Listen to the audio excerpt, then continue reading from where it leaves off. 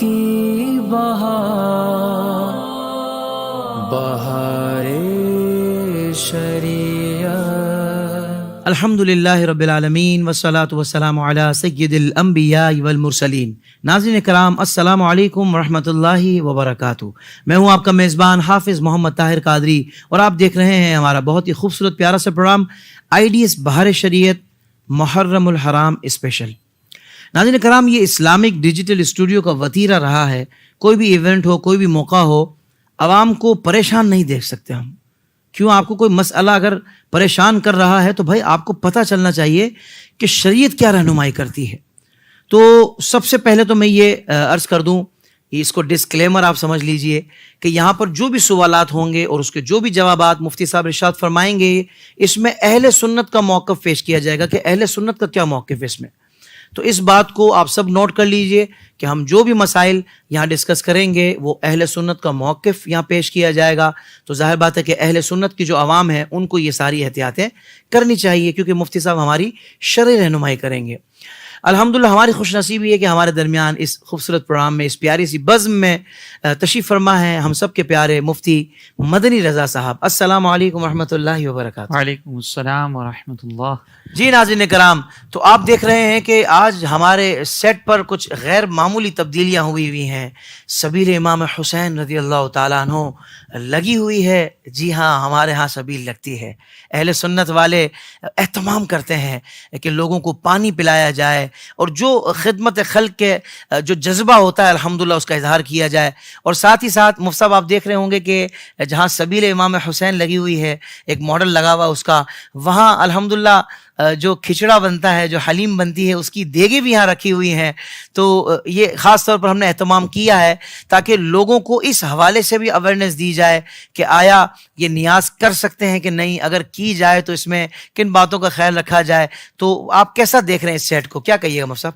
بسم اللہ الرحمن الرحیم۔ دیکھیں، یہاں پہ جو اصل مقصد ہے نا، وہ جو پیغام پہنچانا مقصد ہے کہ ہم جب کربلا والوں کا ذکر کرتے ہیں جی، تو وہ صرف ذکر کی حد تک نہیں ہوتا، بلکہ ہم کربلا والوں کی بارگاہ میں ثواب بھی پیش کرتے ہیں، واہ واہ، اور ہم ان کی توجہ حاصل کرنے کی کوشش کرتے ہیں۔ سبحان اور جب وہ اللہ۔ توجہ ملے گی تو انشاءاللہ اللہ تبارک و تعالیٰ کے کرم سے ہمیں ان کی تعلیمات پر عمل کرنے کی ایک جو تائید ہوتی ہے، قوت ہوتی ہے، وہ بھی حاصل ہوگی۔ سبحان اللہ۔ تو یہ ہمارا اہل سنت کا الحمدللہ وتیرہ ہے کہ ہم جب بھی بزرگان دین کے ایام مناتے ہیں یا کوئی بھی ایسا موقع آتا ہے تو پیچھے ایک میسج ہوتا ہے، پیچھے ایک پیغام ہوتا ہے کہ ہم نے صرف ان بزرگوں کی سیرت کو بیان کر کے گھر نہیں جانا، بلکہ ہم نے ان کی سیرت پر عمل بھی کرنا ہے، اور جو قربانیاں انہوں نے اسلام کے لیے دی ہیں یا جو کام انہوں نے دین متین کی ترقی اور ترویج کے لیے کیا ہے، جی، وہ ہمیں بھی اختیار کرنا ہے۔ واہ واہ اور واہ واہ۔ اب ہمیں اس پر تائید کیسے حاصل ہوگی، ہمیں اس پہ قوت کیسے حاصل ہوگی؟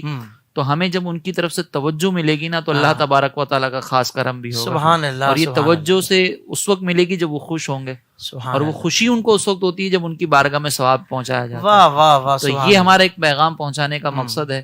تو انشاءاللہ اسی پیغام کے ساتھ ہم آج یہ پروگرام کریں گے۔ مفتی صاحب، ایک فیس تو آپ نے دکھایا۔ اچھا، آپ کی گفتگو کے دوران ایک بات میرے ذہن میں بھی آئی کہ ہم نے یہ سیٹ لگایا ہے، اور سیٹ لگا کر ہم کر کیا رہے ہیں؟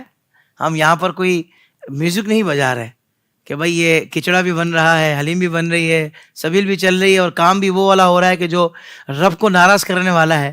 تو ہم نے یہ کام نہیں کیا حضرت، ہم نے کنیکشن بتایا ہے کہ بھائی جو لوگ صرف یہ عمل کر کے سمجھ رہے ہوتے ہیں کہ بھائی یہی کر لو کافی ہے محبت کے اظہار کے لیے، تو ہم ان کو پیغام دے رہے ہیں اس خوبصورت بزم کو، علم کی محفل کو سجا کر کہ بھائی اصل علم ہے، ایسے ہی ہے۔ تو الحمدللہ ایک کنیکٹیویٹی بھی میں سمجھتا ہوں کہ الحمدللہ اس سیٹ اور ساتھ یہ جو اہتمام ہے ذکر کی محفل کا، تو میں سمجھتا ہوں کہ ایک بہترین کنیکشن بھی ثابت ہوگا اللہ نے چاہا تو۔ مفتی صاحب، آپ کی اجازت ہو تو سوالات بہت سارے ہیں، آغاز کیا جائے۔ پہلا سوال یہ ہے کہ محرم الحرام، یہ نام اس طرح پکارا جاتا ہے، تو یہ لفظ حرام محرم کے ساتھ کیوں لگایا جاتا ہے؟ اس کے پیچھے کیا بات ہے؟ دیکھیں، اس میں سب سے پہلے یہ ذہن میں رکھیے گا کہ ایک لفظ ہوتا ہے نا، تو اس کے کئی معنی ہوتے ہیں۔ ٹھیک ہے، مختلف معنی میں ایک ہی لفظ استعمال ہو رہا ہوتا ہے۔ تو یہاں پر جو لفظ حرام ہے، یہ حلال کے مقابلے میں بولے جانے والا لفظ حرام نہیں ہے، صحیح، بلکہ یہاں پر اس سے مراد یہ ہے کہ حرمت والا۔ جیسے ہم کہتے ہیں مسجد حرام، تو اس کا مطلب یہ کہ حرمت والی مسجد۔ تو چونکہ یہ محرم الحرام کا مہینہ یہ ہمارے جو مبارک مہینے ہیں یا جو جن کو حرمت والے مہینے کہا جاتا ہے، یہ 4 مہینے ہیں، جس میں ایک رجب ہے، دوسرا ذیقعت، ذی الحج اور محرم، یہ 4 مہینے ہیں بالکل ٹھیک، جن کو اشہر حرام کہا جاتا ہے۔ تو چونکہ یہ اس کی مناسبت رکھتا ہے، حرمت والا مہینہ ہے، اس کی بڑی برکتیں ہیں اور اس کے بڑے فضائل بیان کیے گئے ہیں، اس مناسبت سے اس کو محرم الحرام کہا جاتا ہے۔ تو یہاں پہ مراد یہ ہے کہ محرم یعنی وہ مہینہ جو حرمت والا ہو۔ سبحان اللہ، جیسے مسجد الحرام جی مکہ شریف میں ہے، تو وہاں پہ بھی مقصد کیا ہوتا ہے کہ حرمت والی حرمت والی مسجد، مسجد، سبحان مقام اللہ، و مرتبے والی۔ بہت آسان کر کے آپ نے حضرت مسئلہ حل کر دیا۔ اچھا مفتی صاحب، قتل حسین اصل میں مرگ یزید ہے، اسلام زندہ ہوتا ہے ہر کربلا کے بعد۔ محرم الحرام میں بالخصوص یہ شعر بہت زیادہ پڑھا جاتا ہے، تو میں چاہوں گا ذرا اس شعر کی بھی تشریح فرما دیں، اس کے کیا معنی ہے، اس کے کیا مفہوم ہے؟ دیکھیں، یہ شاعر کا تو اس کا علم مجھے نہیں کہ کون ہے شاعر، لیکن اس کا جو مفہوم ہے نا وہ ہماری تربیت اور ہمارے پیغام کے لیے بہت ضروری ہے۔ یہاں پہ یہ فرمایا گیا کہ قتل حسین اصل میں مرگ یزید ہے، یعنی بظاہر اگر دیکھا جائے نا تو امام حسین شہید ہوئے ہیں، اور یزید جو ہے وہ بظاہر دیکھا جائے تو وہ ایک جو ہم سمجھ لینا کہ ظاہری طور پر تو یزید کو اس اعتبار سے نظر آ رہا ہے کہ اس کی سلطنت بھی چل گئی، یہ سمجھ رہا ہے کہ وہ جیت گیا، وہ فتح ہو گئی اس کی، تو اس کو سلطنت مل رہی ہے۔ تو بظاہر معاملہ یہ ہے کہ امام حسین شہید ہیں اور ظاہری طور پر یزید اپنے زعم میں فتح یاب ہے، لیکن یہ حقیقت نہیں ہے، حقیقت اس کے پیچھے کچھ اور ہے، اور وہ کیا ہے کہ قتل حسین اصل میں مرگ یزید ہے، کہ امام حسین اگرچہ شہید ہوئے ہیں لیکن اللہ تبارک و تعالیٰ نے جو فرمایا نا کہ وَلَا تَقُولُوا لِمَن يُقْتَلُ فِي سَبِيلِ اللَّهِ اموات، کہ جو اللہ کی راہ میں شہید ہو جائیں ان کو مردہ نہ کہو۔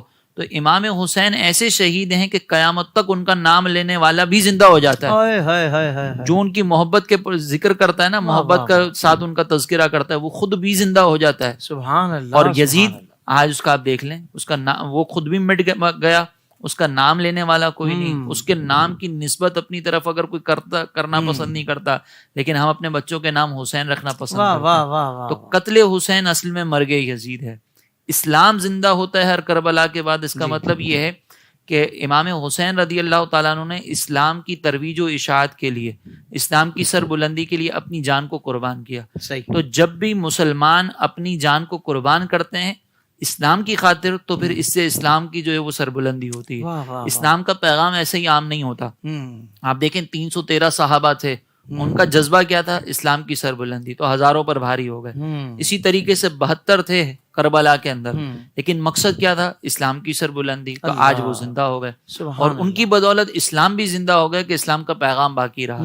تو یہ اس سے مراد ہے کہ قتل حسین اصل میں مرگ یزید ہے، اسلام زندہ ہوتا ہے ہر کربلا کے بعد۔ سبحان اللہ، سبحان اللہ، سبحان اللہ۔ امام علی مقام امام حسین رضی اللہ تعالیٰ عنہ نے حضرت جو عظیم قربانیاں دی، یعنی کہ اب اس راہ پر جو چلتا ہے نا وہ حسینی کہلاتا ہے، ایسا ہی یعنی حسینیت ایک استعارہ بن گیا۔ حق اور باطل کے درمیان ایک اگر ہم دیکھیں نا کہ کیا فرق ہے، تو اس میں آپ صرف اتنا آج بھی دیکھ لیں کہ کوئی اپنے آپ کو حق پہ ثابت کرنا چاہتا نا، کہتا ہم کربلائی ہیں اور تم یزیدی ہو، ہم حسینی ہیں تم یزیدی ہو، تو وہ یہ حق کی علامت بن چکا ہے کہ حسینی نام اپنے ساتھ لگائے نا تو یہ حق کی علامت۔ کیا کہنے ہیں، سبحان اللہ، سبحان اللہ۔ مفتی صاحب یہ بتائیے گا کہ قیامت کے متعلق ہم نے سنا ہے کہ 10 محرم الحرام کو وہ آئے گی، تو کیا یہ بات درست ہے؟ دیکھیں، ایک حدیث مبارکہ ہے جس کے اندر یہ مفہوم بیان کیا گیا کہ سرکار علیہ السلام نے فرمایا کہ تمہارے دنوں میں سب سے بہتر دن جو ہے وہ جمعہ کا دن ہے۔ صحیح۔ اور اس میں ایک وجہ یہ بیان کی گئی کہ اسی دن قیامت آئے گی، تو جمعے کا دن تو یہ صحیح حدیثوں سے ثابت ہے۔ صحیح۔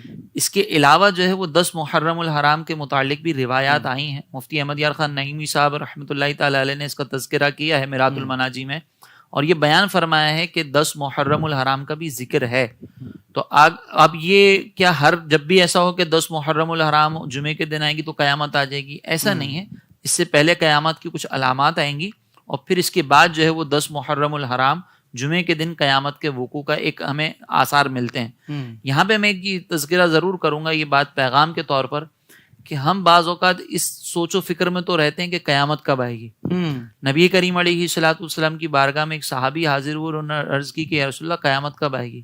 تو سرکار علیہ السلام نے فرمایا تم یہ بتاؤ کہ تم نے قیامت کے لیے تیاری کتنی کی ہوئی ہے۔ اللہ اکبر۔ وقت کا ذکر نہیں کیا، بلکہ اس سے فرمایا کہ تم قیامت کی تیاری کتنی کی ہوئی ہے؟ صحیح. تو انہوں نے عرض کی کہ یا رسول اللہ اعمال تو بہت زیادہ نہیں، بس آپ سے محبت کرتا ہوں. سبحان تو سرکار اللہ، علیہ السلام نے فرمایا کہ سبحان تم قیامت میں اسی کے ساتھ ہوگے جس سے تم محبت کرتے ہو. اللہ تو اکبر. ہم ان بحثوں میں کہ قیامت جمعے والے دن آئے گی یا 10 محرم کو آئے گی، بعض اوقات اس میں لوگ جو ہے نا وہ اتنے طویل ہو جاتے ہیں آپس میں لڑنے میں جی کہ نہیں 10 محرم کو تو نہیں آئے گی، ایسی تو کوئی روایت ملتی ہی نہیں ہے، تنقیدیں شروع ہو جاتی ہیں.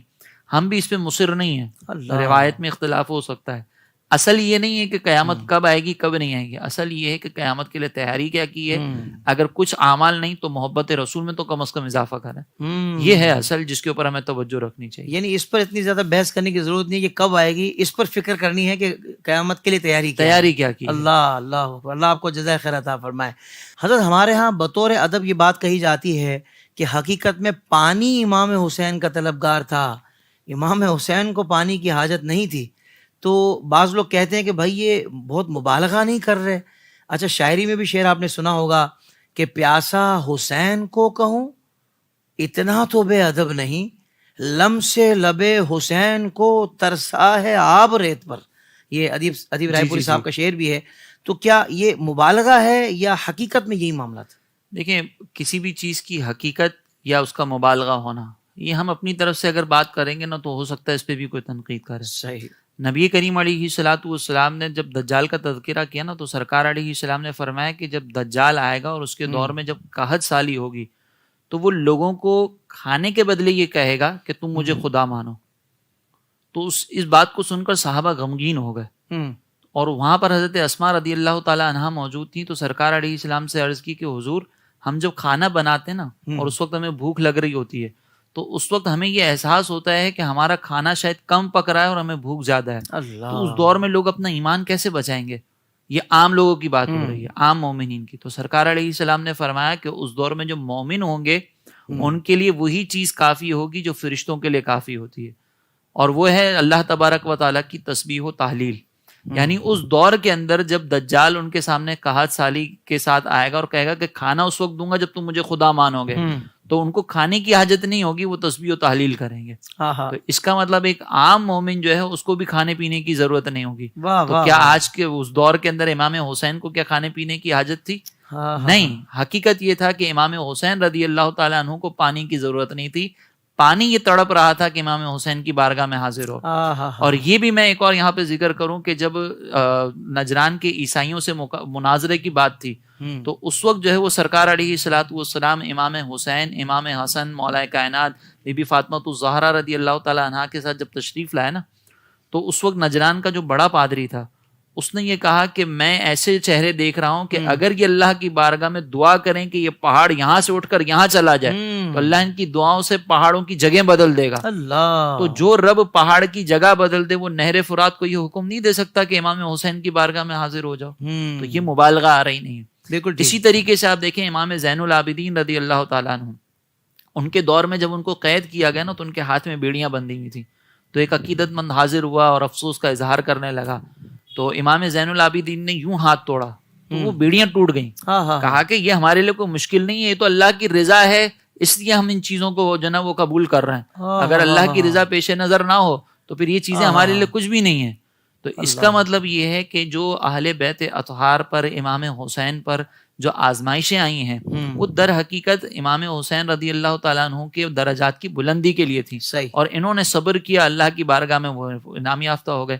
تو یہ کوئی مبالغہ آ رہی نہیں، یہ وہ گھرانے ہیں کہ ان کے لیے مشکلیں مشکل نہیں ہیں، یہ تو خود مشکل کشا ہیں. ان کے لیے کیا مشکلیں مشکل ہیں؟ اصل تو یہ ہے کہ ہمیں ان سے درس حاصل کرنا ہے، یہ ہماری تعلیم کے لیے سارے اعمال. اللہ اکبر، سبحان اللہ سبحان اللہ. اچھا خاص سوال ہے بہت ہی کہ محرم الحرام کے 10 دنوں میں لوگ بالخصوص نیکی کی طرف مائل ہوتے ہیں، وہ چاہتے ہیں کوئی ایسا کام کیا جائے کہ جس میں ہمیں ثواب ملے، اجر ملے، ہم اپنے مرحومین کو بھی احسان کر سکیں. تو اس مہینے کی حرمت کا بھی ان کو اندازہ ہوتا ہے. تو حضرت کون سے ایسے اعمال ہیں کہ بالخصوص ان 10 دنوں میں اس کا اہتمام کیا جائے؟ دیکھیں ان 10 دنوں کے اندر نماز تو ویسے بھی فرض ہے، اس کی تو پابندی ہم نے کرنی ہے. ٹھیک ہے. اسی طریقے سے درود پاک کا ذکر کریں، اور بالخصوص اس ماہ کے اندر جو ہے نا گناہوں سے بچنا، یہ بہت امپورٹنٹ ہے. جس طریقے سے آپ دیکھیں کہ بعض اوقات ایسے ہوتے ہیں، کچھ وقت ایسے ہوتے ہیں کہ جس کے اندر گناہ کا جو درجہ ہے نا وہ بھی بڑھ جاتا ہے. صحیح. جیسے اگر ہم جمعے کے بارے میں دیکھیں نا تو ایک نیکی 70 کے برابر ہو جاتی ہے، گناہ بھی اسی طریقے سے بڑھ جاتا ہے. اگر مکہ مکرمہ میں جائیں تو وہاں پر بھی گناہوں کا معاملات میں اضافہ ہو جاتا ہے. اسی طرح محرم کے اندر بھی ہے. تو اس محرم الحرام میں بالخصوص ہم جو ہے اس بات پر توجہ کریں کہ ہم گناہوں سے بچنے کی کوشش کریں. صحیح. اور اس انداز سے بچنے کی کوشش کریں کہ پھر آئندہ زندگی میں کبھی گناہوں کا ارتکاب نہ ہو. اور ساتھ ہی ایک اور چیز یہ کہ امام حسین رضی اللہ تعالیٰ عنہ کی سیرت پر اور جو کربلا کے واقعات ہوئے کہ کس انداز سے امام حسین رضی اللہ تعالیٰ عنہ نے کربلا کے موقع پر دین کی سربلندی کے لیے قربانیاں دیں. صحیح. اس کو پڑھیں اور پڑھنے کے بعد بار بار کوشش کریں کہ یہ آپ کے ذہن میں رہے اور پھر اس پر عمل پیرا ہو کر خود بھی دین کے لیے قربانیاں دینے کا ذہن بنائیں. یہ وہ اعمال ہیں جو بطور خاص ہمیں ان 10 دنوں کے اندر اختیار کرنے چاہیے. ٹھیک ہے. باقی اس کے علاوہ کچھ وظائف ہمارے بزرگان دین نے بیان فرمائے, جیسے دعا عاشورہ وغیرہ ہوتی ہے, یا اسی طریقے سے بسم اللہ الرحمن الرحیم لکھنے کا حکم ہے, روزہ رکھنے کا حکم ہے بالخصوص عاشورے کے دن. ساتھ میں جو ہے وہ 9 اگر 9 کا نہ رکھ سکیں تو 11 کا روزہ رکھ لیا جائے. تو یہ سارے اعمال اختیار کریں گے تو انشاءاللہ یہ جو 10 دن ہیں یہ ہمارے بہت اچھے انداز سے گزریں گے اور ان کی جو برکتیں ہیں وہ بھی انشاءاللہ میں حاصل ہوں گی. تو مطلب یہ ہوا مفتی صاحب کہ جو سارا سال مخصوص قسم کے گناہ کر رہے ہوتے ہیں, کچھ ایسے شعبے سے وابستہ ہوتے ہیں کہ وہ گناہی والا کام ہوتا ہے, تو محرم الحرام میں ان گناہوں کو معطل نہیں کرنا بلکہ توبہ کرنی ہے, ان کو ترک کرنا ہے. ترک کرنا ہے. اگر ہم معطل کر دیں گے, تھوڑی دیر کے لیے گیپ لے کر آ جائیں گے تو یہ بھی ٹھیک ہے کہ چلیں کم از کم اس سے تو بہتر ہے, اس سے تو بہتر ہے نا. لیکن اصل تو یہ ہے کہ جب آپ تذکرہ حسین کر رہے ہیں نا تو پھر رائے حسین پر چلیں. کیا کہنے ہیں, یہ کمال ہے نا, رائے حسین پہ چلنے والا پھر گناہوں کی طرف پلٹ کے نہیں دیکھے گا. سبحان اللہ سبحان اللہ سبحان اللہ. سلامت رہیے. مفتی صاحب یہ مسئلہ آیا ہے کہ اگر کسی کا قضا روزہ باقی ہو تو یہ 10 محرم الحرام کا جو روزہ نفلی روزہ ہوتا ہے اس میں قضا روزے کی نیت شامل کر سکتا ہے؟ دیکھیں قضا روزہ جو ہے نا یہ باقاعدہ فرض ہے اس کی ادائیگی. ٹھیک ہے. اور فرض کے ساتھ کسی اور نیت کو ہم شامل نہیں کر سکتے. لہٰذا اگر کوئی اس دن میں اگر یہ نیت کرتا ہے کہ میں قضا بھی رکھ رہا ہوں اور نفل بھی رکھ رہا ہوں تو پھر اس کا قضا ادا ہوگا. قضا ہی ادا ہوگا. قضا ہی ادا ہوگا, وہ نفل اس کا پھر شمار نہیں ہوگا, وہ قضا ادا ہو جائے گا. صحیح. اگر اس کا مثال کے طور پر یہ کرنا ہے تو وہ یہ کر سکتا ہے کہ ایک دن آگے پیچھے جیسے 9, 10, 11 جو ہے نا تو 9, 10 کو وہ نفلی روزہ رکھ لے اور 11 کو جو ہے وہ قضا رکھ لے, یا 9 کو جو ہے وہ قضا رکھ لے, 10, 11 کو نفلی رکھ لے. 3 دن لگاتار رکھ لے کیونکہ ویسے ہی 2 روزے تو رکھنے ہی ہیں. ٹھیک ہے. ایک اور دن ملا لے تو اس کا قضا بھی ادا ہو جائے گا اور نفل بھی اس کو مل جائے گا انشاءاللہ. صحیح ہے. تو ساتھ ہی مفتی صاحب یہ بھی ارشاد فرما دیں کہ 10ویں یعنی یوم عاشور کے روزے کے ساتھ اگر ایک دن پہلے یا بعد میں جس طرح ہم رکھتے ہیں تاکہ ان سے مشابہت نہ ہو یہود و نصارہ, تو اگر کوئی نہ رکھ سکے اور ایک ہی روزہ رکھے تو اس میں کوئی گناہ کا پہلو تو نہیں ہے. اگر مجبوری کی صورت ہے تو پھر کراہت بھی نہیں ہے. جیسے بعض اوقات ہوتا ہے کہ وہ آنکھ نہیں کھل پاتی یا طبیعت بگڑ جاتی ہے, اس وجہ سے اگر کسی نے صرف 10 کا روزہ رکھا, نیت اس کی یہ تھی کہ میں دونوں روزے ہی رکھوں لیکن نہیں رکھ پایا تو اس میں کوئی کراہت بھی نہیں ہے. بہت اچھا. اور اگر کسی نے قصدن بھی کیا نا تو گناہ پھر بھی نہیں ہے اس صورت کے اندر, زیادہ سے زیادہ مکروہ تنزیہ ہے. بالکل صحیح ہے. اچھا مفتی صاحب یہ سوال محرم الحرام سے بہت زیادہ ریلیونٹ ہے کہ کھچڑا بہت زیادہ اس میں بنایا جاتا ہے, حلیم یعنی بہت زیادہ اس میں بنایا جاتا ہے. ساری رات نوجوان ماشاءاللہ گوٹے لگا رہے ہوتے ہیں اور جو ہے نا کھچڑا بن رہا ہے اور ساری رات وہ ایک سلسلہ محلے میں گلیوں میں چل رہا ہوتا ہے. تو کہ یہ درست ہے یا اس میں کوئی اصلاح کی ضرورت ہے؟ دیکھیں اصلاح کی ضرورت تو جس طریقے سے ہمارے یہاں پر رائج ہے, اگر ہم ایک بڑے طبقے کو دیکھیں نا تو اس کو تو اصلاح کی ضرورت ہے. ٹھیک ہے. وجہ اس کی یہ ہے کہ دیکھیں نیاز کرنا یہ اپنی جگہ پر ایک مستحب عمل ہے. جیسے بھی ہم نے شروع میں بھی ذکر کیا تھا کہ یہ ہم جو نیاز کر رہے ہیں نا ان کی توجہ کے حصول کے لیے کر رہے ہیں. سبحان اللہ. تو یہ تو ہمارا ایک نظریہ ہے, عقیدہ ہے, یہ ہماری سوچ ہے, ہماری فکر ہے اور ہم کرتے بھی رہیں گے. اس کا بھی کوئی انکار نہیں. لیکن کوئی بھی کام کرنے سے پہلے نا شرعی گائیڈ لائن اور شریعہ کی جو حدود ہیں اس کے اندر رہ کے ہمیں کرنا ہے. صحیح. اگر آپ اس مستحب کام کو اختیار کرنے کی وجہ سے کسی فرض اور واجب کو چھوڑ دیں, جیسے مثال کے طور پر آپ نے پوری رات کھچڑا تو بنایا لیکن اگر ان میں سے کوئی ایسا ہے کہ جو فجر میں حاضر نہیں ہوا تو اس کا یہ کھچڑا بنانا جو ہے نا وہ قابل قبول پھر نہیں ہو سکتا. اللہ اکبر. کیونکہ وہ یوں سمجھ لیں کہ وہ تہجد ادا کر رہا ہے اور فجر میں سو گیا, تو پھر اس کے تہجد ادا کرنے کا تو کوئی فائدہ نہ ہوا نا, کہ اوور ٹائم کر رہا ہے, ڈیوٹی سے پیچھے رہ گیا. تو یہ طریقہ کار درست نہیں. اسی طریقے سے جب یہ اس طرح کے معاملات کیے جائے نا تو محلے والوں کو پریشان نہ کیا جائے. اس کو پریشان کرنے کا ایک طریقہ یہ ہوتا ہے کہ بعضوں کا جب یہ اس طرح کا اہتمام کرتے ہیں نا تو اس اہتمام میں ساتھ میں اسپیکرز بڑے بڑے لگائے جاتے ہیں. کچھ میں تو منقبتیں چل رہی ہوتی ہیں, کچھ میں قوالیاں چل رہی ہوتی ہیں میوزک کے ساتھ. تو وہ جو ہے نا وہ محلے والوں کے لیے پریشانی کا باعث بن جاتا ہے. صحیح. آپ کے پاس ٹھیک ہے اگر جواز کے دلائل ہوں بھی قوالی کے، لیکن مسلمان کو تکلیف دینے کے دلائل نہیں ہو سکتے آپ کے پاس. کیا کہنے تو مسلمان کو تکلیف نہ دیں، کیونکہ فرض نماز کے اندر بھی مسلمان کو اگر تکلیف ہو تو اس فرض نماز کے بارے میں بھی یہ فرمایا گیا کہ اس انداز سے ادا کی جائے کہ کسی مسلمان کو اذیت نہ پہنچے. صحیح ہے. کیونکہ اگر جیسے ہمارے بزرگوں نے فرمایا کہ اگر مسجد میں 1000 نمازی ہیں، 999 یہ چاہتے ہیں کہ امام جو ہے وہ طویل قرات کرے، ایک یہ چاہتا ہے کہ مختصر کرے، تو پھر امام کو مختصر قرات کرنی چاہیے. صحیح. تو کیونکہ مسلمان کی تکلیف کا خیال ہے تو یہ ایک اہتمام ضرور کیا جائے. دوسرا اس کے اندر ایک اور جو مسئلہ ہے وہ یہ کہ جب یہ کھچڑا وغیرہ بناتے ہیں نا تو اس میں محلے والوں سے پیسے مانگے جاتے ہیں، اور اگر کوئی نہ دے تو اس کو تانا دیا جاتا ہے. یہ رویہ بھی درست نہیں ہے کہ آپ نہ دینے والے کو تانا دے رہے ہیں، تو یہ انداز غلط ہے. اور پھر اس کھچڑا بنانے کو ہی ضروری نہ سمجھا جائے. آپ کوئی اور بھی ڈش جو ہے وہ نیاز کے طور پر اس کا اہتمام کر سکتے ہیں. ٹھیک ہے کہ ہمارے یہاں پر ایک رائج ہے، یہ ناجائز نہیں ہے، کوئی گناہ نہیں ہے، یہ بھی ایک نیک عمل ہے، لیکن اس کو فرض و واجب نہ سمجھا جائے کہ یہی ڈش بنائیں گے تو نیاز ہوگی. آپ کوئی دوسری ڈش بھی بنا سکتے ہیں. دوسرا اس میں اگر ہو سکے تو آپ کسی ایسے مقام پر اہتمام کریں کہ محلے میں آنے جانے والوں کو تکلیف نہ ہو. اور اگر آپ مطلب کوئی ایسا اہتمام کر لیں کہ وہ گزر رہے ہوں تو ان کے لیے آپ نے راستہ دے دیا یا راستہ چھوڑ کے رکھا ہے کہ وہ آنا جانا بآسانی کر سکیں، تو یہ ساری چیزوں کا خیال کریں تو پھر انشاءاللہ یہ مستحب عمل بھی ہے. اور اس کے نتیجے میں اگر آپ شرعی حدود میں کریں گے تو اس کے نتیجے میں انشاءاللہ برکتیں بھی بہت ملیں گی. بس حقوق العباد کی تلفی نہ ہو، حقوق العباد اور حقوق اللہ کی تلفی نہ ہو. واہ واہ واہ، سبحان اللہ. اور کوئی محرم کی نیاز کو ہی ناجائز کہے تو ایسے لوگوں کو کیا کہیں گے آپ؟ دیکھیں مسئلہ یہ ہے کہ اگر آپ ایک قرآن و حدیث سے ثابت شدہ چیز کو ناجائز کہہ کر کسی پہ تنقید کریں گے نا، تو ہمارے یہاں پر یہ تو کہا جاتا ہے کہ بھئی مسلمانوں میں اتحاد ہونا چاہیے، لیکن جب مسلمان کو ایک اچھا کام کر رہے ہوں اور اس پر آپ بلا وجہ تنقید کریں تو یہ چیز پھر فساد کی طرف لے کر جاتی ہے. اگر آپ کے پاس دلائل ہیں تو ہم بھی کوئی فرض و واجب تو کہہ نہیں رہے، آپ کے پاس بھی زیادہ سے زیادہ دلائل اس کو حرام ثابت کرنے کے اگر ہیں یا ناجائز بدعت ثابت کرنے کے تو وہ آپ اپنی حد تک رکھیں. ہم آپ پر نہیں تھوپ رہے کہ آپ بنائیں، تو آپ ہمیں نہ کہیں کہ ہم نہ بنائیں.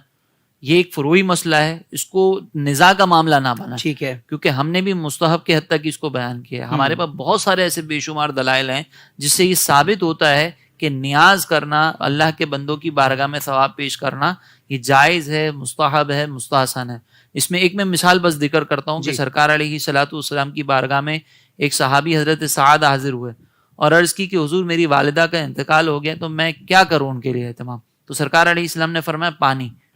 تو انہوں نے کنواں کھدوایا اور کنواں کھدوانے کے بعد فرمایا کہ یہ سعد کی ماں کے لیے. تو یہاں پر کنویں کا اہتمام کرنا، ایصال ثواب کے لیے باقاعدہ کھانے پینے کی چیز کا اہتمام کرنا اور پھر نام کو بھی منسوب کرنا، یہ اس بات کی طرف اشارہ ہے کہ اگر ہم یہ نیاز کر رہے ہیں اور اس کو بزرگوں کی طرف منسوب کر رہے ہیں تو اس میں کوئی حرج نہیں ہے.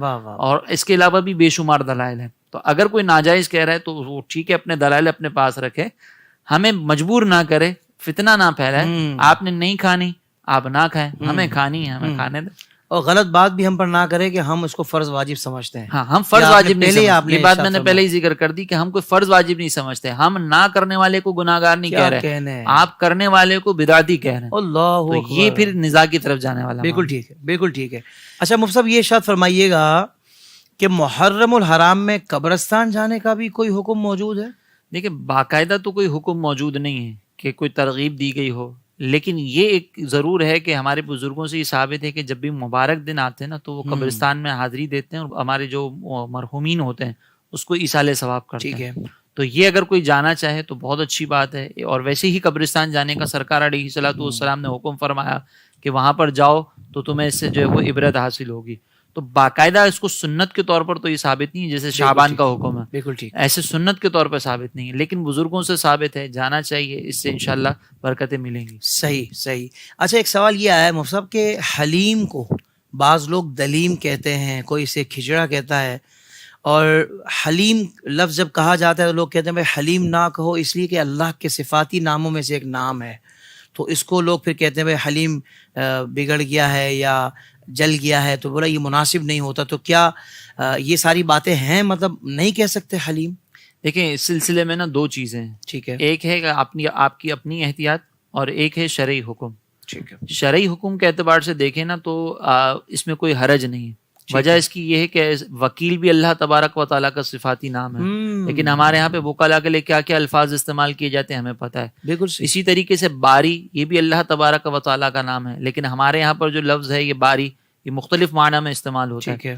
پھر دوسری چیز یہاں پر یہ ذہن میں رکھیں کہ جب بھی کوئی لینگویج کا فرق آ جاتا ہے نا تو وہاں پہ لفظ ایک ہی ہوتا ہے لیکن معنی تبدیل ہو جاتا ہے. بہت اچھا. جیسے آپ مثال کے طور پر انگلش کے اندر آپ گفٹ کا لفظ یوز کرتے ہیں نا کہ بھئی میں آپ کو گفٹ دے رہا ہوں، جرمن لینگویج کے اندر یہ پوائزن کے معنی میں، زہر کے معنی میں استعمال ہوتا ہے. تو اب جیسے ہی لینگویج چینج ہوئی معنی چینج ہو گئے. ٹھیک ہے. اسی طریقے سے لفظ حلیم جو ہے یہ اردو کے اندر ایک خاص پکانے والی چیز کے لیے استعمال ہوتا ہے، اس میں کوئی حرج نہیں ہے.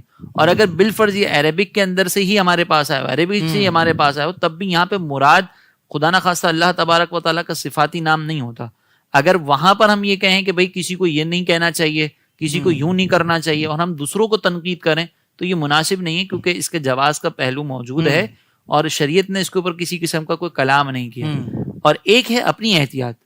اپنی احتیاط کے طور پر اگر کوئی شخص کہہ رہا ہے کہ میں میرا دل نہیں چاہتا کہ میں حلیم کہوں، میں کھچڑا کہوں، تو ٹھیک ہے وہ اپنی احتیاط کرے، لیکن اس میں بھی میرا مشورہ یہ ہے کہ جب اپنی احتیاط کر رہے ہوں تو ایسے افراد کے سامنے کوئی ایسا غیر مانوس لفظ نہ کہیں کہ وہ دین سے بدک جائے کہ یار ہمیں کس کس چیز کا خیال کرنا پڑے گا، کیونکہ یہاں پر لوگ جو ہے وہ بڑے بڑے مسائل کی طرف آنے کے لیے تیار نہیں ہیں، اور ہم ان چیزوں کے اندر اگر الجھائیں گے، بہت خوب، اگر احتیاط ایسے مقام پر کریں گے کہ جہاں پہ لوگ جو ہے وہ اس طرح کے الفاظ کو سن کر بدک جائیں، تو پھر میرے خیال میں کہ احتیاط کرنے والے کو بھی اس پہ تھوڑی سی توجہ کرنی چاہیے کہ لوگوں کے سامنے جب احتیاط کریں نا تو پبلک دیکھ لے اپنے سامنے کون سی ہے، عقیدت مند ہے یا کون ہے، اس اعتبار سے پھر کر لیں. لیکن بہرحال اگر کوئی دلیم کہہ رہا ہے تو وہ بھی غلط نہیں ہے، اس کے اوپر بھی ایسی تنقید غلط ہے کہ آپ اس کا مذاق اڑائیں، اس کو برا بھلا کہیں، کیونکہ وہ اپنی احتیاط پر عمل کر رہا ہے، اس کا دل نہیں مان رہا تو وہ نہیں کر رہا. تو دونوں جہتوں سے اعتدال ضروری ہے. جو احتیاط کر رہا ہے وہ بھی اعتدال کرے، دوسروں کا اس کا خیال کرے، اس پر تنقید نہ کرے، اور جو احتیاط نہیں کر رہے وہ احتیاط کرنے والے پہ تنقید نہ کرے. جب اعتدال کے ساتھ رہیں گے تو انشاءاللہ اس معاملے میں پھر کوئی کنفیوژن نہیں رہے گی. بالکل صحیح ہے. سب نہ جانے یہ سوال، اب یہ بات آپ نے سنی ہے نہیں سنی کہ بعض مقامات پر گھر کے چھوٹے بچوں کو محرم میں امام حسین کا فقیر بنا دیا جاتا ہے، 10 دن تک وہ باہر سے مانگ کر کھاتے ہیں، اور اس طرح کا عمل بطور منت کیا جاتا ہے. تو کیا یہ درست ہے؟ دیکھیں یہ ہرگز درست نہیں ہے امام حسین کا فقیر اس طرح بنا کر مانگنے کی طرف جانا. اعلیٰ حضرت امام اہل سنت نے ایک تو اس کو بطور خاص اس کو رد فرمایا، اور ساتھ میں یہ لکھا کہ یہ سوال جو ہے نا یہ بیجا ہے، اور بیجا سوال کی ویسے ہی شریعت مطہرہ کے اندر ممانعت ہے، اور اس کو مانگنا ٹھیک ہے. اور یہاں پر جو مانگنا ہے نا یہ بلا ضرورت ہے، اس کو حرام قرار دیا گیا ہے. اور اگر ایسے مانگنے والے کو کوئی دیتا ہے تو اعلیٰ حضرت نے فرمایا کہ یہ گناہ پر تعاون ہے، یہ دینے والا بھی گناہ گار ہوگا. لہٰذا یہ جو رواج قائم کیا گیا ہے اس کا اہل سنت کے مطابق کوئی اس کا جو ہے نا وہ تصور نہیں ملتا، بلکہ یہ الٹا گناہ ہے، اس سے بچنا ضروری ہے. بالکل صحیح ہے، بالکل صحیح ہے. مفتی صاحب یہ بھی بڑا مطلب مسائل سوالات ایسے ہیں کہ واقعی پوچھتے ہوئے بھی مجھے سوچنا پڑتا ہے. اچھا سوال یہ ہے کہ محرم الحرام میں نکاح کرنے کا شرعی حکم کیا ہے؟ اگر کسی کے لیے بیرون ملک آنے جانے کا مسئلہ ہو تو کیا مجبوری میں وہ نکاح کر سکتا ہے؟ دیکھیں یہاں پر بھی 2 چیزیں ہیں، ایک شرعی حکم جواز عدم جواز، اور ایک ہے اس کے علاوہ احتیاط. ٹھیک ہے. شرعی حکم کے اعتبار سے دیکھا جائے نا تو کسی بھی وقت کے اندر بطور خاص شریعت نے نکاح کرنے سے منع نہیں فرمایا. صحیح. الا یہ کہ عورت اگر عدت میں ہے یا کسی اور کے نکاح میں ہے تو اس سے نکاح نہیں ہو سکتا. باقی کوئی وقت ایسا خاص نہیں بیان کیا کہ ہم جو ہے وہ اس کے اندر نکاح نہیں کر سکتے.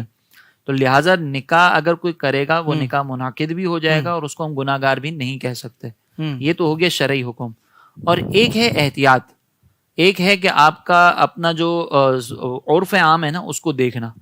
اگر عرف عام کے اعتبار سے دیکھا جائے نا تو اگر مثال کے طور پر کسی کے والد صاحب کی فوتگی ہو جائے تو وہ خاص اس دن کے تعین کر کے، اس دنوں کا تعین کر کے نکاح کی ڈیٹ نہیں رکھے گا جبکہ اس کو پتا ہو یہ والد صاحب کی برسی اس لیے میں نکاح کر رہا ہوں. کیونکہ ہمارے یہاں پر والد صاحب کی برسی ایک تھوڑا سا دل غمگین ہوتا ہے، اور نکاح کا معاملہ جو ہے وہ خوشی کا معاملہ ہے. تو بطور خاص کوئی اس طرح سے کرتا نہیں ہے، بلکہ کوئی ڈیٹ متعین ہو اور کوئی ایسا سانحہ ہو جائے تو بندہ وہ تاریخ بھی آگے بڑھا دیتا ہے، تاریخ بھی ڈیلے کر دیتا ہے. ایسا ہی اس صورت میں اگر کوئی اس احتیاط کی وجہ سے محرم میں نکاح کو پسند نہیں کرتا، کہتے ہیں یار اگر سے ٹھیک ہے شریعت نے اجازت دی ہے لیکن میں نہیں کرنا چاہتا، تو یہ بہت اچھی بات ہے، اس میں احتیاط ہی کرنی چاہیے کیونکہ اس سے فتنوں کے دروازے بھی کھل سکتے ہیں. بالکل صحیح.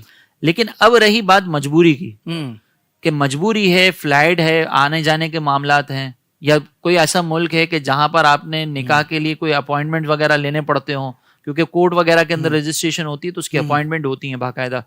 تو وہاں پر پھر اس انداز سے اہتمام نہ کریں کہ ایسا محسوس ہو کہ خدا نہ خواستہ ہم جو وہ کربلا والوں کا غم ہمیں ہے ہی نہیں، ہائے. ہم ان کی تعلیمات کو بالکل نظر انداز کر رہے ہیں. وہاں پر پھر آپ اللہ تبارک و تعالیٰ کے ذکر کا اہتمام کر کے، نعت خوانی کر کے، کربلا والوں کی منقبتیں پڑھ کے پھر یہ نکاح کریں گے. صحیح. انشاءاللہ نکاح میں بھی برکتیں ہو جائیں گی. بالکل ٹھیک لیکن ہے. یہ اس وقت کیا جائے جب واقعی کوئی مجبوری ہو. اگر مجبوری نہیں ہے اور پھر آپ کریں گے تو پھر وہی ہے کہ فتنوں کا دروازہ کھلے گا. تو بہتر ہے کہ اس میں اجتناب کیا جائے. اور کچھ لوگ حضرت اعلان کے ساتھ کہ بھائی ہم تو 10 محرم کو ہی کریں گے یہ خوشی والا ایونٹ، اور اس کا بہت زیادہ اظہار کر کے کہ بھائی 10 محرم کو ہی ہم کریں گے، یہ تو بالکل ہی غیر مناسب ہے نا. دیکھیں مسئلہ یہ ہے کہ اگر ہر جائز کام جو ہے نا وہ کرنے والا نہیں ہوتا. ضروری نہیں کہ ہر جائز کام کیا جائے. جیسے مثال کے طور پر آپ دیکھیں کہ رینچ جو ہے نا ناک کی، یہ پاک ہے، لیکن کوئی بھی اس کو اپنے ہاتھ میں لے کر ملنا پسند نہیں کرتا. بھائی پاک ہے، لے کے پسند کر لو. آپ کو اس کا جواز ہی بیان کرنا ہے تو پھر اس انداز سے جواز بیان کریں. جی جی.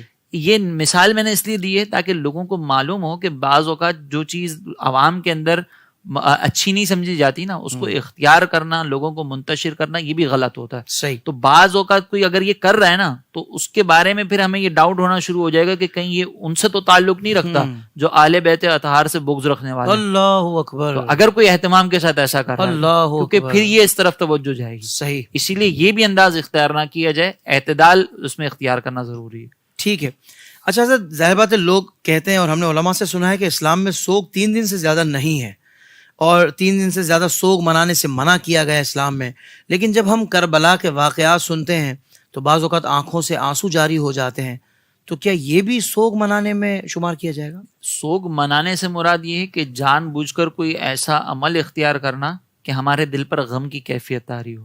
یا اگر غم کی کیفیت طاری نہیں ہو رہی تو ہم جان بوجھ کر اپنا آپ کو ایسا ظاہر کریں کہ ہم پر غم ہے. صحیح. یہ ہے سوگ منانا. اور ایک یہ ہے کہ آپ کے سامنے تذکرہ ہوا، شہادت علی اصغر کا تذکرہ ہوا، شہادت امام حسین کا تذکرہ ہوا، آپ نے بیمار کربلا کے بارے میں سنا کہ کس طریقے سے ان کو کربلا سے لے کر آگے شام اور کوفے وغیرہ میں گھمایا گیا. یہ اذیتیں تکلیفیں سننے کے بعد خود بخود محبت کے اندر ہے نا آنسو نکل آتا. یہ غم منایا نہیں جا رہا، یہ غم خود بخود طاری ہو رہا ہے. بالکل ٹھیک ہے. غم منانا غلط ہے نا، تو غم کا طاری ہو جانا یہ محبت ہے. یہ اگر محبت کے طور پر کوئی کر رہا ہے تو اس میں کوئی حرج نہیں ہے، بلکہ یہ تو ہونا چاہیے کہ اگر آپ محبت کے اظہار کے لیے کریں نا کہ آپ کو غم ہو رہا ہے تو یہ تو پھر نیکی کی علامت ہے، محبت کی علامت ہے، اس میں کوئی حرج نہیں ہے. یہ ایک بہت اچھا اور مستحسن عمل ہے. تو کوئی یہ کہے کہ ہم بالخصوص ان دنوں میں یہ ذکر نہ کرتے بھی نہیں ہیں اور سنتے بھی نہیں اس لیے کہ غم طاری نہ ہو جائے، تو یہ بات تو بالکل ہی غلط ہو گئی. پھر لیکن یہ غلط ہے نا، کیونکہ اگر آپ ذکر دوسرے دنوں میں بھی نہیں کریں گے کیونکہ موقع نہیں ہے، اس دن میں بھی نہیں کریں گے کیونکہ غم طاری نہ ہو، تو پھر امام حسین کی جو قربانی ہے اس کا تذکرہ کب کیا جائے گا؟ کیسے لوگوں کو بتایا جائے گا کہ امام حسین رضی اللہ تعالیٰ عنہ نے دین کی سر بلندی کے لیے کس طرح قربانیاں دی؟ تو نواز رسول کی قربانی اتنی بیکار تو نہیں کہ ہم ان کا تذکرہ ہی چھوڑ دیں. اللہ. تو ہمیں یہ ہیلے بہانے کر پھر ذکر حسین سے پیچھے ہٹنا یہ مناسب نہیں. آپ ذکر حسین کریں، کربلا والوں کا ذکر کریں، دل میں ان کی محبت کو محسوس کریں. غم اگر خود بخود طاری ہو رہا ہے تو اس کو طاری ہونے دیں. اللہ. طاری کرنے کی کوشش نہ کریں. طاری ہو رہا ہے تو ہونے دیں. یہی اہل سنت کا ایک حسین انداز ہے کہ ہمیشہ معتدل رہتے ہیں. بلکہ یوں کہیے حضرت آپ کی بات کو آگے بڑھاتے ہوئے کہ ذکر اہل بیت اطہار اور ذکر امام علی مقام کو روکنے والی ساری باتیں بیکار ہیں. وہ ایسے ہی ہے کہ ان کو روکنے کے لیے اگر کوئی ہیلے بہانے ڈھونڈتا ہے نا تو ہم اس کا کھل کے رد کریں گے. سبحان اللہ سبحان اللہ. محرم الحرام میں تعزیے پر جو چڑھاوے لوگ دے رہے ہوتے ہیں اور اس کے علاوہ دیگر کاموں کی منتیں بھی کی جاتی ہیں، تو اس حوالے سے کوئی ضابطہ ایسا ہو کہ جس سے معلوم ہو سکے کہ کس منت کا پورا کرنا ضروری ہو کس کا نہیں؟ دیکھیں منت کے حوالے سے ایک اصول بنیادی طور پر یہ ہے کہ ہر اس کام کی منت کو پورا کرنا واجب ہے کہ اس کام کی کیٹیگری سے کوئی دوسرا کام ہم پر فرض ہو. ٹھیک ہے. جیسے مثال کے طور پر میں میرا فلاں کام ہو گیا تو میں 2 نفل پڑھوں گا. صحیح. تو یہ اب 2 نفل نماز ہیں اور نماز کی کیٹیگری سے ایک نماز ہم پر ویسے ہی واجب ہے، تو اس کا تو پورا کرنا فرض ہے. بالکل ٹھیک ہے. لیکن اگر کوئی ایسا کام ہے کہ اس کی کیٹیگری سے کوئی عبادت ہم پر فرض نہیں ہے، جیسے مثال کے طور پر میں آیت کریمہ پڑھوں گا، تو قرآن جو ہے وہ نماز کے علاوہ پڑھنا فرض نہیں ہے، نماز میں فرض ہے. بالکل ٹھیک. ٹھیک ہے نا. تو اب یہ ہم پر براہ راست عبادت مقصودہ کے طور پر لازم نہیں، اس کو پورا کرنا ضروری نہیں ہے. صحیح. اور اگر کوئی پورا کرنا چاہے تو کر سکتا ہے. اور اگر منت کسی ایسی کام کی ہے کہ جو گناہ ہے اوہ تو اس کو پورا نہ کرنا ضروری ہے. اوہ جیسے مثال کے طور پر یہ تازی کے اوپر منتیں چڑھانا، تازی کے اوپر چڑھاوے چڑھانا، یہ تو ایک خرافات سے بھرپور منت ہے. خرافات ہیں یہ. ہاں، اہل سنت کا یہ موقف ہے کہ یہ ساری چیزوں کی کوئی شرعی طور پر اجازت نہیں ہے، صحیح. یہ خرافات ہیں. اگر کوئی اس طرح کی منت مانتے ہیں تو اس کو پورا نہ کرنا ضروری ہے. بالکل صحیح ہے. یہ آپ نے اہل سنت کا موقف بیان یہ کر اہل دیا. سنت. سبحان اللہ. سب یہ ارشاد فرمائیے گا کہ ان 10 دنوں میں محرم الحرام کے اہل بیت اطہار رضوان اللہ تعالی علیہ مجمعین کے ذکر کے علاوہ کوئی ذکر نہیں کر سکتے کیا؟ جیسے یکم محرم الحرام تو سیدنا فاروق اعظم رضی اللہ تعالیٰ عنہ کا یوم ہے، تو کیا صرف اہل بیت اطہار کا ہی ذکر ہوگا؟ اور اگر اس کے علاوہ کوئی ذکر کرتا ہے تو کیا وہ اہل بیت کا بے ادب ہوگا؟ یہ ذرا ارشاد فرما دیں. دیکھیے، یہ ہمارے یہاں پر ایک پتہ نہیں کس نے یہ تقسیم پیدا کر دی ہے کہ جب ہم صحابہ کا ذکر کریں گے تو اس کا مطلب ہم دشمن اہل بیت ہیں، اور اہل بیت کا ذکر کریں گے تو اس کا مطلب یہ کہ ہم دشمن صحابہ ہیں. یہ تقسیم ہمارے یہاں پر کسی نے پیدا کی ہے. صحیح. ہمارا موقف یہ ہے کہ اہل سنت کا ہے بیڑا پار، اصحاب رسول نجم ہے اور ناؤ ہے اطرت رسول اللہ واہ کی. واہ واہ. ہم صحابہ کا بھی ذکر کریں گے، ہم اہل بیت کا بھی ذکر کریں گے، کیونکہ صحابہ کے بغیر ہمیں ہدایت نہیں مل سکتی اور اہل بیت کے بغیر ہم غرق ہو جائیں گے. تو ہم ان دونوں کا دامن نہیں چھوڑ سکتے. اور ان کا ذکر کرنا صرف محرم نہیں، سال کے ہر دن کے اندر جائز ہے. تو ہم یہ نہیں کہہ سکتے کہ محرم الحرام میں اہل بیت کے علاوہ کسی اور کا تذکرہ کر رہے ہیں تو خدا نخواستہ مقصد یہ ہے کہ اہل بیت کے ذکر کو جو ہے روکنا چاہ رہے ہیں. ایسا کچھ نہیں ہے. اسی لیے حضرت عمر رضی اللہ تعالیٰ عنہ کا بھی ہم ذکر کرتے ہیں، صدیق اکبر رضی اللہ تعالیٰ عنہ کا بھی اگر کوئی تذکرہ کرتا ہے تو کوئی حرج نہیں ہے. دیگر اصحاب کا بھی اگر کوئی ذکر کرنا چاہے تو اس میں بھی کوئی حرج نہیں ہے. اس عظمت صحابہ کا ذکر، اس کا مطلب یہ ہے کہ ہم اہل بیت سے محبت کرتے ہیں. عظمت اہل بیت کا تذکرہ کا مطلب یہ نہیں ہے کہ ہم صحابہ سے محبت نہیں کرتے. صحیح. ہم سب سے محبت کرتے ہیں اور ہر ایک کا ذکر کرنے والے. سبحان اللہ سبحان اللہ سبحان اللہ. ایک فکر یہ بھی معاشرے میں پائی جاتی ہے، اس فکر کے لوگ پائے جاتے ہیں جو کہتے ہیں کہ سیدنا امام حسین رضی اللہ تعالیٰ عنہ اگر یزید کی بیعت کر لیتے تو کیا ہو جاتا، کیا نقصان ہوتا اگر یزید کی بیعت کر لیتے تو ایسے لوگوں کو کیا جواب دیں گے؟ دیکھیں، بعض شخصیات ایسی ہوتی ہیں کہ ان کا عمل صرف ان کی ذات تک محدود نہیں ہوتا بلکہ ان کے پیچھے پوری امت ہوتی ہے. صحیح. جیسے امام اعظم رحمۃ اللہ تعالیٰ علیہ کے متعلق ہمیں یہ واقعہ ملتا ہے کہ آپ ایک مقام سے گزر رہے تھے، وہاں پہ کیچڑ تھی، تو آپ نے ایک نوجوان کو کہا سنبھل کے چلنا. تو اس نوجوان نے سامنے سے کہا کہ میں تو سنبھل جاؤں گا، اور میں گر بھی گیا تو میں اکیلا گروں گا. آپ کو سنبھلنے کی زیادہ ضرورت ہے کیونکہ آپ گرے تو پوری امت گر جائے گی. تو اسی طریقے سے امام حسین رضی اللہ تعالیٰ عنہ کا مقام و مرتبہ ہے. اگر امام حسین رضی اللہ تعالیٰ عنہ یزید کی بیعت کر لیتے تو یزید کے جتنے کالے کرتوت ہیں سب کے اوپر ایک مہر ثبت ہو جاتی، اور رہتی دنیا تک یہ مثال بن جاتی کہ اگر باطل طاقت کے اندر ہو تو حق جو ہے وہ اس کے آگے جھک جائے، اس کے اوپر بیعت کر لے. حق کے لیے آواز اٹھانے والا، باطل کے خلاف پھر کوئی بھی نہ ہوتا. صحیح. تو یہ امام حسین رضی اللہ تعالیٰ عنہ نے اپنی جان کا نذرانہ اس لیے پیش کیا کیونکہ آپ امت کے لیے رول ماڈل تھے. آپ کے جو انداز تھا، آپ کی جو شخصیت تھی، وہ تمام امت کے لیے رہنمائی فراہم کرنے والی تھی. سرکار علیہ السلام نے ایسے تو نہیں فرما دیا نا کہ میں تمہارے درمیان 2 چیزیں چھوڑے جا رہا ہوں، ایک قرآن اور دوسرا میرے اہل بیت. اگر اہل بیت کا ہی کوئی فرد ایسی مثال قائم کر دیتا کہ اگر باطل جو ہے وہ قوت کے اندر ہو تو اپنے آپ کو اپنا سر جھکا لو، تو پھر کہاں جاتی ہے امت. اسی لیے امام حسین رضی اللہ تعالیٰ عنہ نے ذمہ داری کا احساس کیا اور اپنی جان کا نذرانہ پیش کر دیا، لیکن حق کو جھکنے نہیں دیا. اللہ اللہ اکبر سبحان اللہ. یعنی آپ کی بات سے نتیجہ حضرت یہ نکلا کہ جو یہ مقدس ہستیاں ہیں، یہ برگزیدہ ہستیاں ہیں، اور جن کی تربیت نبی پاک صلی اللہ علیہ وسلم کی آغوش مبارک میں ہوئی ہو، تو ایک طرف امام حسن پاک رضی اللہ تعالیٰ عنہ جو حضرت معاویہ رضی اللہ تعالیٰ عنہ کی بیعت کر رہے ہیں، تو وہ بھی قیامت تک کے آنے والے لوگوں کو مثال بتا رہے ہیں کہ بھائی یہ حق پر ہیں تو میں نے بیعت کی ہے. اور امام علی مقام امام حسین رضی اللہ تعالیٰ عنہ اپنا سارا کنبہ قربان کر رہے ہیں، مگر یزید پلید کے ہاتھ پر بیعت نہیں کر رہے. یہ اس بات کی طرف اشارہ ہے کہ ان 2 شخصیات نے، امام حسن رضی اللہ تعالیٰ عنہ اور امام حسین رضی اللہ تعالیٰ عنہ، انہوں نے ہمیں بتا دیا کہ اگر سامنے حق ہونا تو آجزی اختیار کر لینا، اور اگر سامنے باطل ہونا تو ڈٹ جانا، لیکن باطل کے آگے سر نہیں جھکانا. یہ 2 شخصیات نے ہمیں یہ اصول دے دیا. سبحان اللہ سبحان اللہ. حضرت یہ بتائیے کہ تعزیہ بنانے کا شرعی حکم کیا ہے؟ اگر کوئی شخص خالص امام علی مقام امام حسین رضی اللہ تعالیٰ عنہ کے روزے کی شبی بناتا ہے اور پھر آخر میں اس کو ٹھنڈا کر دیتا ہے، تو کیا ایسی صورت میں اجازت ہے؟ دیکھیں اگر کوئی صرف ماڈل بناتا ہے اور پیور ماڈل ہو امام حسین رضی اللہ تعالیٰ عنہ کے مزار کا یا دیگر جو شخصیات ہیں ان کے مزار کا، تو اس میں تو کوئی حرج نہیں ہے. جیسا کہ ہم بیت اللہ کا بھی ماڈل بناتے ہیں، سبز گنبد کا بھی ماڈل بناتے ہیں، تو صرف اگر ماڈل بنایا جا رہا ہے اس میں کوئی حرج نہیں ہے، اس کو ادب کے مقام پہ رکھے، اس میں کوئی حرج نہیں ہے.